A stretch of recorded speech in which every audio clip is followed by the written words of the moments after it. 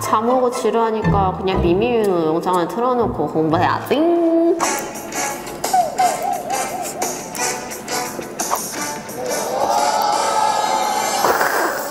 나는 공부도 하고 유튜브도 보고 즐기면서 공부도 하니까 일석이조라고 생각했나요? 솔직히 유튜브 보지 않고 문제에만 집중했다면 딱 30분 안에 끝냈을 텐데 이렇게 멀티태스킹을 하니까 1시간이나 걸리게 되는 겁니다. 또 여기서 문제는 앉아있는 시간이 1시간이 되다 보니까 자기 딴에는 공부했다는 만족감은 또 든다는 겁니다. 결국 공부했다는 착각이죠. 만년 5등급인 친구와 정말 1등급을 유지하는 학생들의 공부 습관은 180도 달랐다는 점입니다. 저를 스카이로 이끌어준, 그러나 그 누구도 가르쳐주지 않는 지금 당장 끊어야 할 최악의 공부 습관입니다. 진짜 순공은 6시간을 하는데 성적은 절대 안 올라서 정말 답답한 휘린이들 많죠. 제 학생들 중에서도 사수생이 있는데 작년까지 재수 종합반, 독재학원, 기숙사 다 다녀보면서 순공 시간을 10시간까지 늘렸었는데 공부량에 비해 점수가 더 이상 오르지 않더라고요. 결국 성적이 안 오르는 이유는 바로 이 3가지 습관 때문일 가능성이 매우 높습니다. 영상 끝까지 보시고 3가지 중 나는 어디에 속하는지 한번 체크해보세요.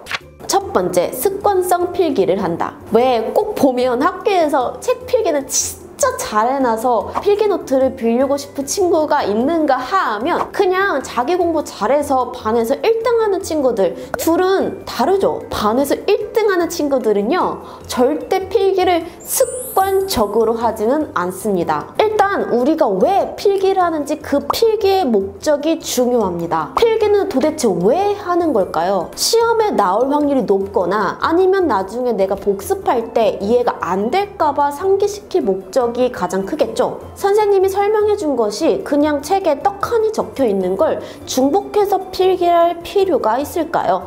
그건 오히려 시간 낭비입니다. 그러니까 바로 의식적인 필기를 해야 합니다. 뻔히 텍스트로 나온 부분은 윗줄로 활용을 해주시고 책에는 없는 내용이지만 선생님께서 별표 중요하다고 한 부분 그 중심으로 필기를 하면 되겠죠. 제발 기억하세요. 길고 빽빽하다고 좋은 필기가 절대 아닙니다. 간결하지만 굵고 명확한 필기가 오히려 더 좋습니다. 예를 들면 우리 시험 직전에 핵심 요약집을 한 번 더 보지 교과서를 한 번 더 읽지 않는 것처럼요. 또 제가 이렇게 이야기하면 염려스러운 게 극단적으로 아예 필기를 안 하는 친구들이 생겨버립니다. 저는 여기서 필기를 하지 말라는 이야기가 아니라 불필요한 습관성 필기를 하지 말라는 겁니다. 수업 중에 필기를 하지 않으면 기억에서 휘발될 것 같다? 그리고 모르는 부분이다? 이런 부분은 당연하게 필기를 하셔야죠. 특히 성적이 안 나오는 친구들은 필기할 때마다 이 부분 왜 도대체 내가 필기를 할까? 라는 질문을 자주 속으로 던져주세요. 근데 만약 그냥 이라고 대답을 하고 있다면 그 필기는 당장 멈추셔야 합니다. 두 번째, 습관성 밑줄 기호를 친다. 영어도 보면 있는 줄마다 밑줄, 세모, 물결, 동그라미, 네모 치는 친구들이 있습니다. 이거 왜 밑줄 쳤니? 라고 물어보면 그냥 습관적으로요 라고 하는 대답이 한 80% 되는 것 같아요. 이것도 습관성 필기와 같은 결의 문제죠. 반대로 시험에 나오는 중요한 부분만 밑줄을 친다면 그 밑줄만 보면서 시험 직전 엄청나게 시간을 아끼면서 효율적으로 공부할 수 있겠죠. 성적이 오르지 않는 친구들의 N회독을 잘 살펴보면 정말 말 그대로 1회독 했을 때랑 똑같이 복사 붙여넣기를 해서 N회독 하는 걸로 착각하고 있어요. 하지만 반 1등 친구들은요 2회독 시작할 때 1회독 때 했던 밑줄, 기호, 필기 중심으로 보고 그 중에서도 우리가 까먹었던 부분, 2번, 3번 중요했던 부분들을 다시 중복해서 밑줄, 기호를 치죠. 실제로 읽으면서 습관적으로 계속 밑줄 치는 3등급한테 기호도 딱 2가지만 써보고 중요하지만 기억에서 휘발될 것 같은 부분만 밑줄을 치라고 미션을 줘봤어요. 2개월 후에 바로 영어가 90점이 되더라고요. 그러니 꼭 이 차이를 명확히 이해하고 공부해야 합니다.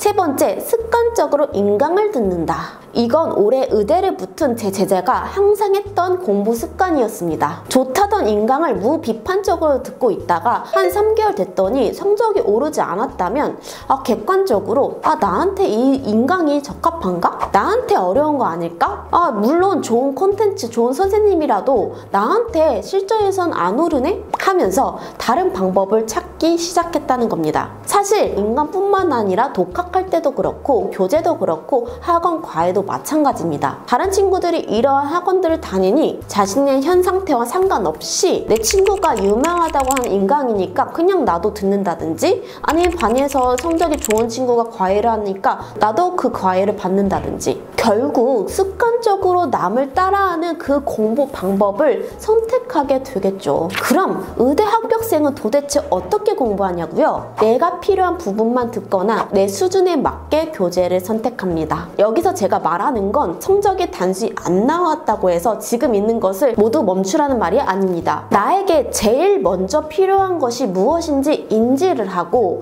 그에 제일 적합한 수업이나 교재를 선택해야 한다는 말입니다. 예를 들어서 내가 영어 지문은 주제도 잘 찾고 분명하게 이해가 됐는데 선지는 항상 두 개가 헷갈려서 결국에는 틀리네? 그렇다면 판서식으로 영어 지문을 해석해주는 것보다는 선지를 분석해주는 강의라든지 과외를 신청할 수도 있겠죠. 교재도 60% 정도는 맞고 계속 40% 정도는 틀리면 아무리 그 교재가 유명하다고 하더라도 끝까지 풀기보다는 80% 이상 정답을 맞출 수 있는 조금 더 쉬운 교재를 먼저 공부를 한다든지 계속해서 나에게 맞는 게 무엇인지 생각해야 합니다. 진짜 입시 공부는 성적에 초점 맞춘 공부고, 가짜 입시 공부는 성적과는 상관없이 지금 하는 공부 자체에 매몰되는 것입니다. 그리고 세 가지 최악의 공부 습관을 단 하나라도 가지고 있다면 아무리 노력하더라도 한 등급을 올리기 쉽지 않습니다. 오늘도 휘코치 팩포 끝!